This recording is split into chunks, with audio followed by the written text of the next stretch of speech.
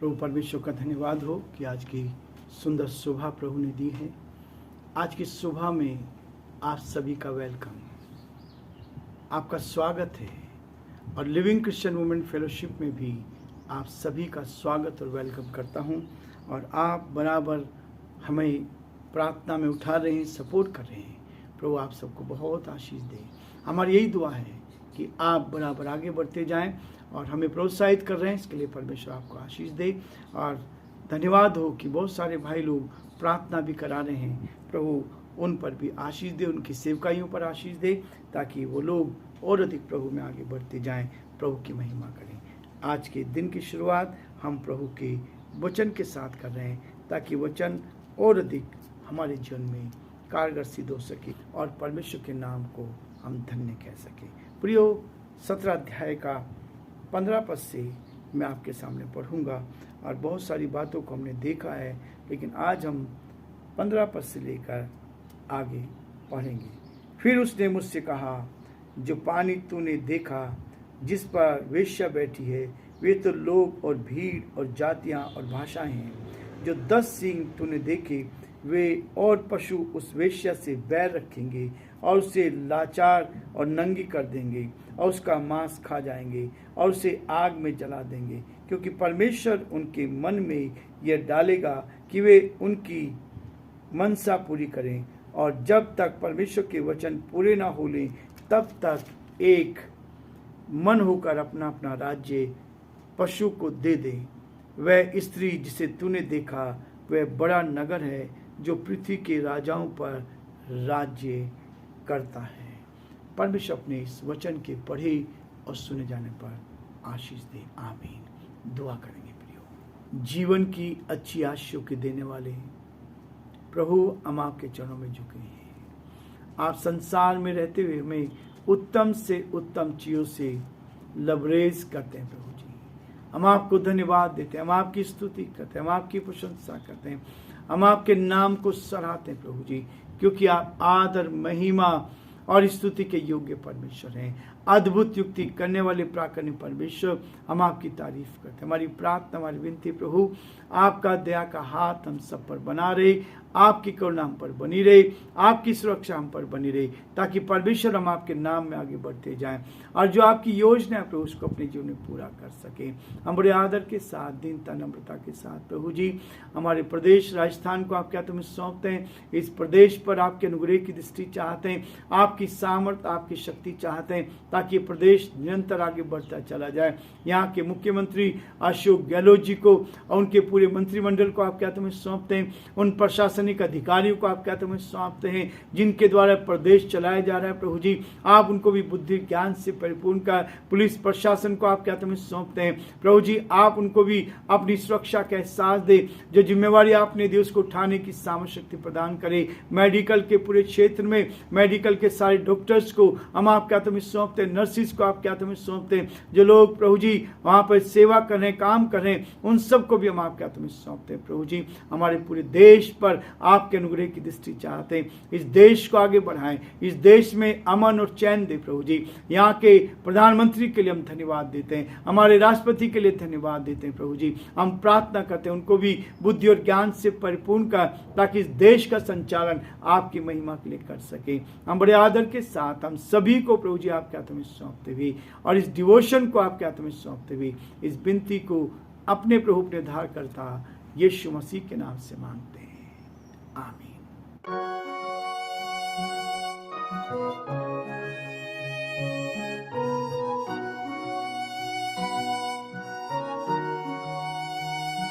कलवरी के पास खड़ा हो,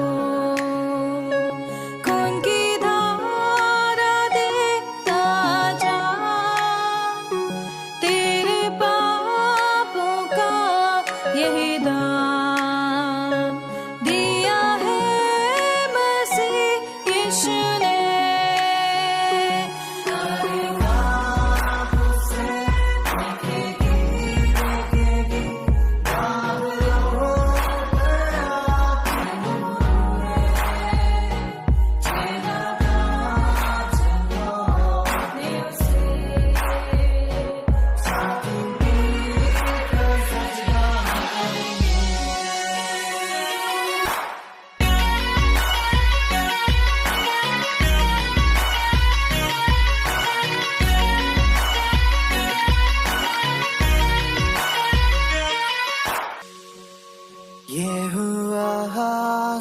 तेरे लिए। तूने भी उसे छेड़ा था, फिर भी प्यार से वो बुलाता। जाता क्यों नहीं तू उसके पास, फिर भी प्यार से वो बुलाता। जाता क्यों नहीं तू उसके पास।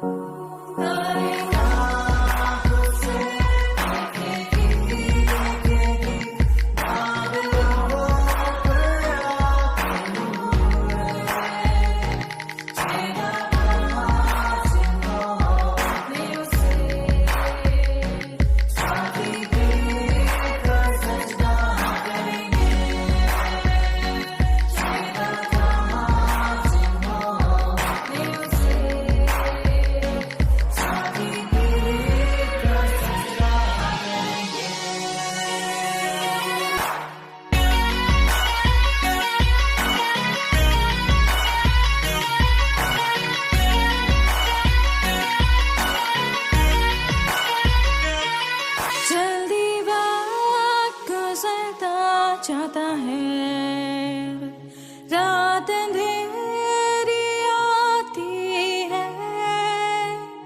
तौबा कर दरवाजा होगा बंद, कुछ ना होगा फिर पछताने से।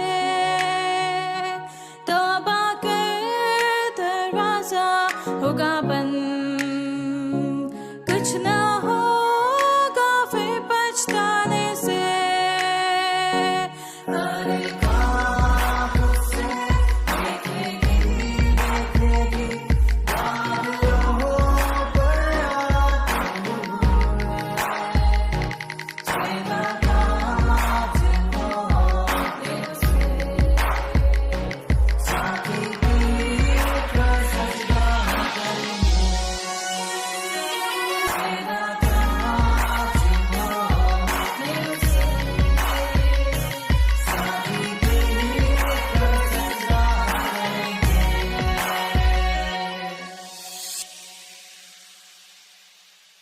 प्रियो, हमने 17 अध्याय के अंतिम पद तक देखा है, 18 पद तक इस बात को देखा। लेकिन एक चीज़ जो बार बार मेरे आपके सामने आ रही है, हमने इस बात को देखा था कि कलीसियाएं एक होती जा रही हैं, कलीसियाएं एक होंगी और सब लोग प्रभु के साथ आना चाहेंगे। लेकिन प्रियो, हम इस बात को देखते हैं, नबूकदनेस्सर राजा के काल में बाबुल का साम्राज्य अपनी चरम सीमा पर था। निम्रोद ने इसको बनाया था, लेकिन उसके बाद राजा नबूकदनेस्सर के काल में, उसके समय में क्या था, ये बाबुल शहर जो था, ये इसका साम्राज्य अपनी चरम सीमा पर था, अपनी चरम सीमा था। इसी काल में दानियल भी भविष्यद्वक्ता के रूप में कार्य कर रहा था। दानियल नबी राजा नबूकदनेस्सर के समय में था और उसने भविष्यवाणी की। परमेश्वर ने अपने दास को चुना और ये भविष्यवाणी उसके सामने आई और वो दानियल भविष्यद्वक्ता के रूप में बाबुल शहर के लिए भविष्यवाणी करता है। बाबुल आज उस रूप में नहीं है जिस रूप में उस समय था, आज वो उस रूप में नहीं दिखाई दे नहीं है। उसका विनाश हो गया है, उसका विनाश हो गया, समाप्त हो गया। भौगोलिक दृष्टि से इस बात को हम देखते हैं, आज बाबुल इराक का एक हिस्सा है। भौगोलिक दृष्टि से जो बाबुल शहर था, जो शिनार देश था, जो निम्रोद ने बनाया था, आज बाबुल इराक का वह हिस्सा है जो बगदाद कहलाता है। यह है वास्तविकता प्रियो। वो शहर समाप्त हुआ था क्योंकि राजा नबूकदनेस्सर ने क्या किया था, घमंड किया था और वो पूरा देश समाप्त हो गया था। किसी जमाने में बाबुल साम्राज्य का हिस्सा ये रहा था। सद्दाम हुसैन के दिमाग में उसी प्राचीन बाबुल की परिकल्पना है। वह इराक को उसी बाबुल के रूप में फिर से जीवित करना चाहता था।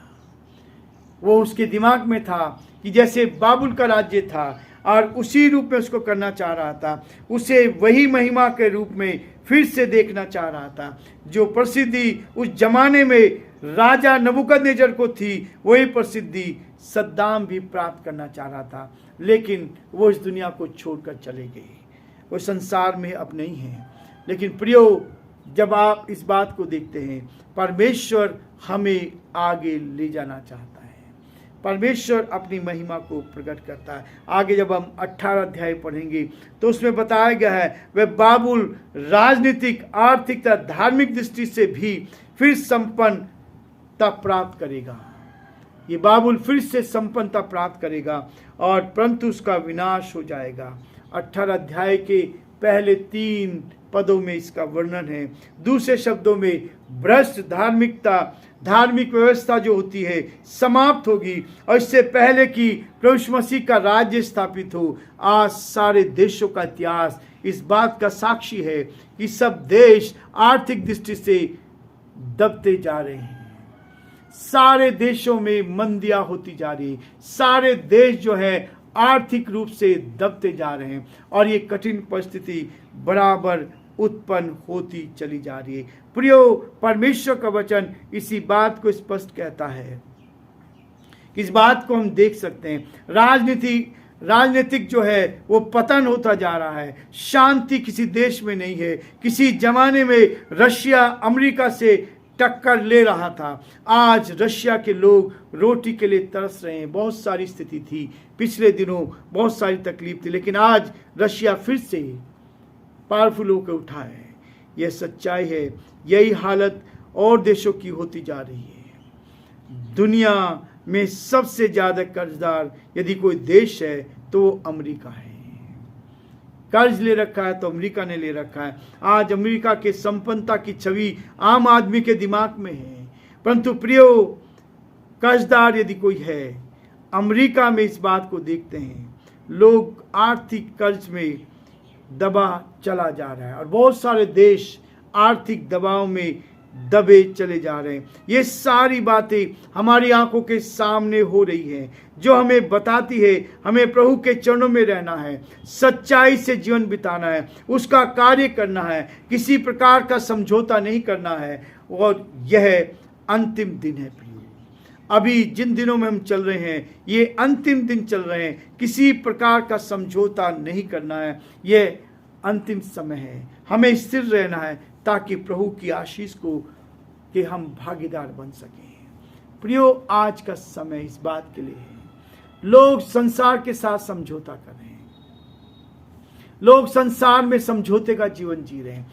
लोग अपनी मान्यताओं को खोते जा रहे हैं। जो प्रभु ने हमें संदेश दिया है, उस संदेश से हटकर हम संसार के साथ मिलते जा रहे हैं। संसार की बातों में समझौता करके हम क्या कर रहे हैं? अपने आप को भी संसार के साथ मिला रहे हैं।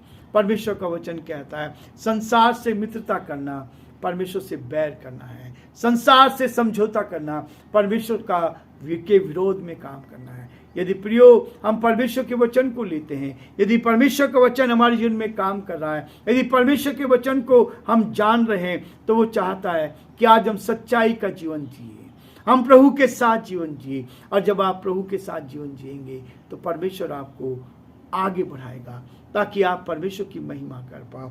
इसलिए वो बार बार कहता है सच्चाई से जीवन बिताना है, ईमानदारी का जीवन हमारा हो, हम सच्चाई के साथ चलते चले जाएं और सत्य आपको आजाद करता जाएगा। सच्चाई आपको अनंत काल का जीवन देगी। सच्चाई आपके जीवन को बदल देगी। सच्चाई आपके जीवन को ऊंचाई की ओर ले जाएगी।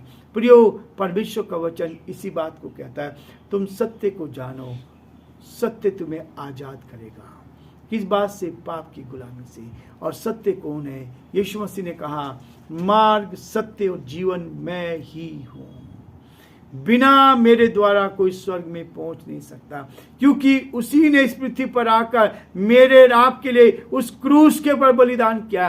जो दंड मुझे भोगना था, जो दंड इस संसार को भोगना था, वो दंड उसने अपने ऊपर ले लिया और हमें बचा लिया। हमें उस अनंत काल की आग से बचा लिया। हमारी आत्मा को उस नरक की आग से बचाने के लिए यीशु मसीह इस दुनिया में आए। इसलिए प्रियो, सच्चाई को जानो, सत्य तुम्हें आज़ाद करेगा। और सत्य कौन है? यीशु मसीह है। वो इसी बात को कह रहा है। ये सारा दर्शन जो दिखाया जा रहा है, ये दर्शन इसी बात को दिखाया जा रहा है कि हम स्थिर बने रहें।